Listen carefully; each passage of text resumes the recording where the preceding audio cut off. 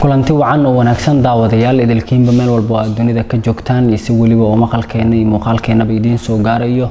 waxaad ku soo dhawaataan barnaamijka Dhibanaha Qarsoon oo ah barnaamij markaasi dadka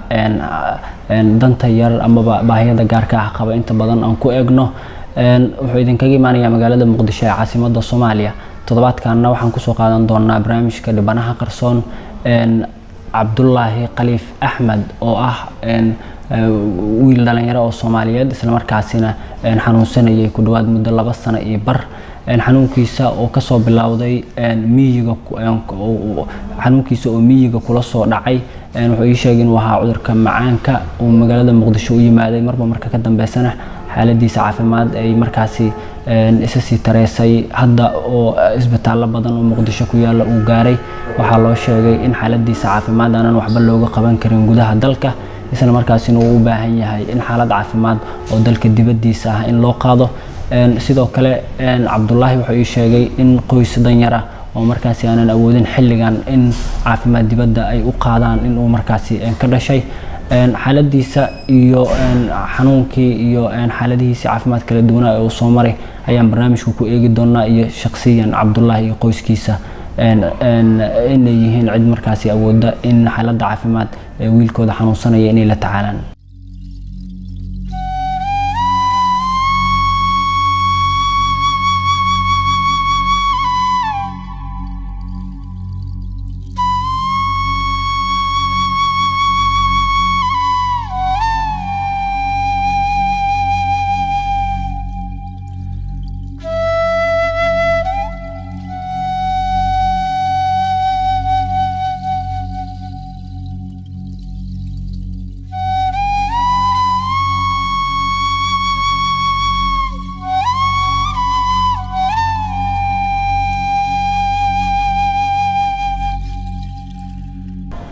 laba sano iyo baran xanuunsana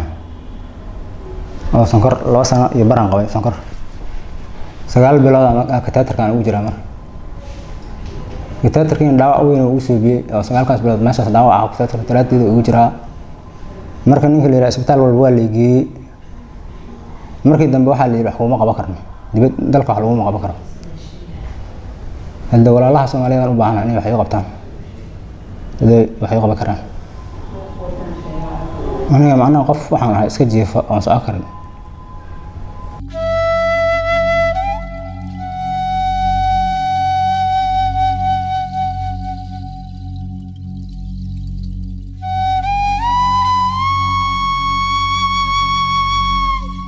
Cabdullaahi Khaliif Axmed waa dhowr iyo 30 jir oo xanuuno kala duwan ay ku soo haleeleen miyigii oo ay deganayeen Cabdullaahi iyo qoyskiisa ayaa haatan u soo barakacay magaalada caasimadda ah ee Muqdisho si loola tacaalo xaaladiisa caafimaad isla markaasina loogu dabiibo caasimadda Muqdisho balse dhaqaatiir kala duwan oo uu kula kulmay isbitaalada magaalada Muqdisho ayaa u sheegay Cabdullaahi in caafimaadkiisa dalkaanan waxba looga qaban karin isla markaasina uu u baahan yahay in uu caafimaad dalka dibadiisa u aado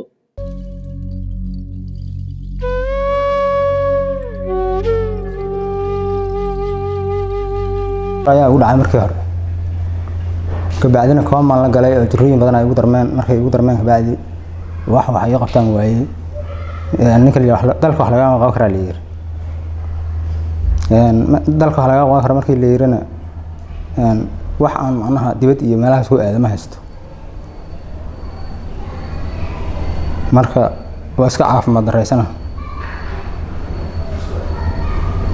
xanuun macnaha iska hayo jiro lafa dhama xanuunayo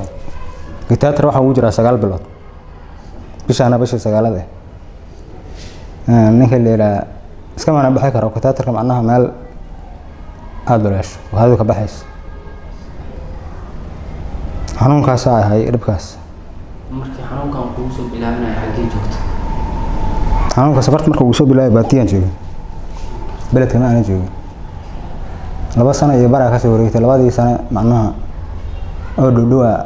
jirada kale ugu dhacday 9 bilood marka bishaan ay ku tahay marka macnaha isbitaal kastana waa la geeyo ku yaal beledka Muqdisho ku yaal wax lagu ma qaban karo leeyahay marka xanuunka dhaqaatiirta ay ku sheegeen in gudaha dalka wax laga qaban karin billaah وحنون كتاتر marka markii lagu sheegay in gudaha dalka xaaladda waxba looga qaban karin maxaa dareentay sidee sameeyay jiradii ugu sii baato waa marugeystay jiradii ugu sii baato أول حال وقبة كرام ماشوا حلا قبة كرام سلاحي نقطة أنا كوا بس يبت طب أنت وسيبت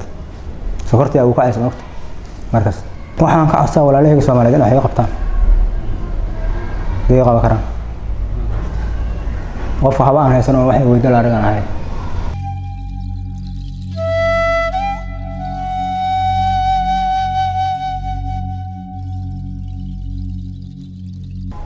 كتاتر كان يقدر أنا سكرت أيضا اللعب بقول إيه مالها سكتيجي سكتاتر كا يقدر أقدر كيوا كتاتر لو سجال بلد أوجر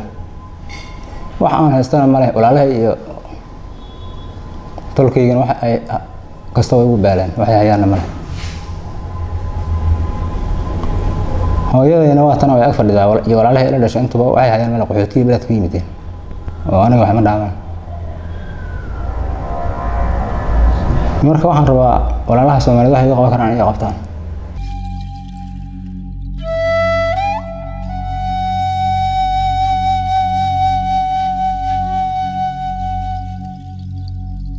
Faadumo Ciise waa hooyada dhashay Dhibban Cabdullaahi Khaliif Axmed waxay ii sheegtay inaysan wax tabar ah u lahayn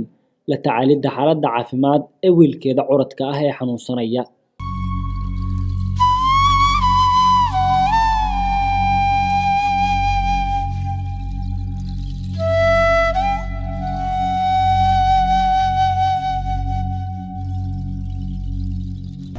wiilkan waa naga jireen duu naga jiradan anagu wax uma awoodin orodkaygina waay dad waxaan anagu marka barakac ma ku yimid muslimkii hadda qaraabada ahayna dib uma yaraysan waa tahli way hadda muslimka hadda wax noo gali karo waxaan u baahanaa inay xina tiri karaan oo tara waxaan dareemaa waxa musliman u baahanaa dareemo kale wax noo gali karo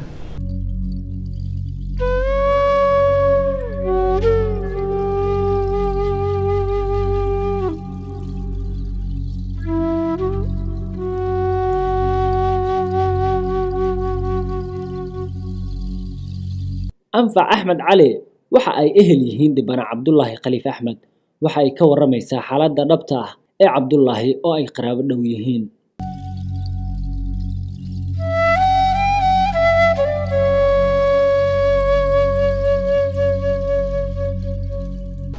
wiilkan waa wiil walaalkay oo qaraabo nahay soo xanuunsana macnaha waxa laga keenay meel la yiraahdo ris wixii yaqaan baa yaqaano markii magaaladana loogu keenana anaga waa soo dhaweynay ayagoo badan maamada ma la dhashay doctor guuleed arkeertar u wada qoray wiilkan muddo 2 sano sokor haysay sokorti ka bacdi nabarkaas ku dhacay waxaan geynay isbitaalka jaamacadda Soomaaliya markaan geynay alxamdulillah sokorti ku kacday asagoo meesha jiifo daaweyn u socdaan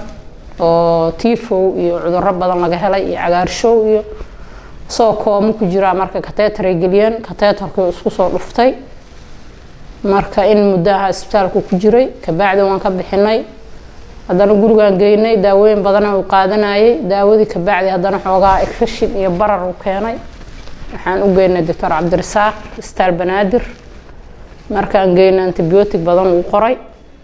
wuxuu yiri hal igu soo celiyo markuu daawadan dhameysto inaan wax ka qaban karnaa fiirinayna daawadii markuu dhameystaan uu celinay wuu wiisitay markuu wiistay wuxuu yiri ninkaan waxba kama qaban karo haddaad awoodaan dibadda u qaato marka saas walaalaha Soomaaliyeed aan macnaha isdhahnay warbixintiina codka dheer ilaa anaga dhaqaatiirta Muqdisho waa ka badi weynay dhowr isbitaal aan geynay marka ilaahay baan gargar iyo garabka sugeynaa akaas insha Allah maamadan hooyadiis waaye curadkeedii waaye dad dhan u weyn yahay hadda ayaga xaynahan waxaan ku biilnaa meel la yiraahdo Al-Cadaala Hurwaay degan yihiin marka saaka waxaan maadaama ay meesha idinku dheeraat aan xaafadayda keenay haddana insha Allah waa celinayaa marka waa kaas ilaahay baan gargaaro maadaama bil Ramadaan ay tahay oo qof walba maanta wuxuu baxsado berri ku fakanayo insha Allah annagana dhinaceena gargarka ka dhiibaynaa waa la garab taaganahay haddii alla qadaro wixii hadda kaalmaha laaleen muslimiinta iyo Allah subhanahu wa ta'ala uu noogu talagalana waa kaasa waana mahadsantiin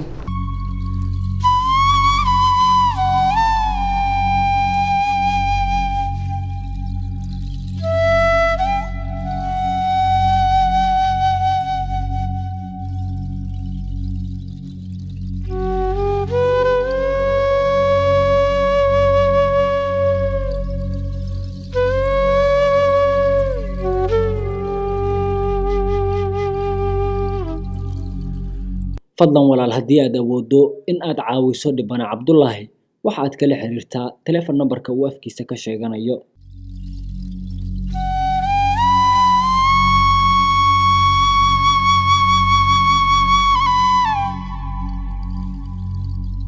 markii furaha 6 92 furaha 6 92